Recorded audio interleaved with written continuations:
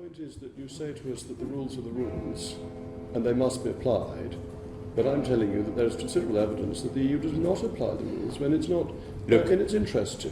If you think that a country is not following the rules, or that the European Union is not following the rules, there is always the court. And you can go to court and say European Union doesn't apply its own rules, and the European Union can be condemned to do so. That's a rule-based system. And that is exactly what we have in the Union.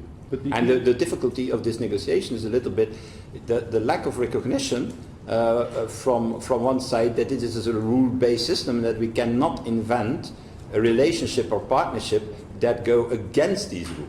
It's a rules-based system when it suits the European Union and amazingly flexible when it doesn't. True.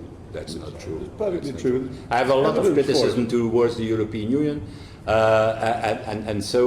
but you cannot say, oh yeah, there's a system that adapts itself when it suits one or other big member state, I presume. So did the Maastricht Treaty allow for bailouts? The Maastricht Treaty said a lot of things, and this Maastricht Treaty, I can tell you, I lived it as a Prime Minister of Belgium, has obliged us to do, for example, the 60% I'm talking now about debt, to do enormous efforts. So it's rule-based. It said no bailouts, and that was overridden.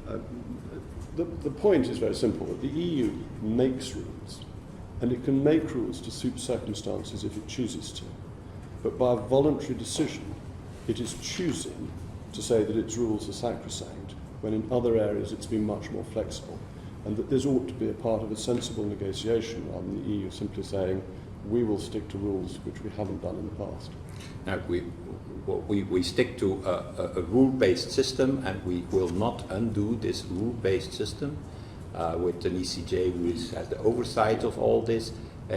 During this negotiation, in this negotiation, but it's been done in this negotiation, like in other negotiations, like in any negotiation that the European Union has with another country. We will make America great again.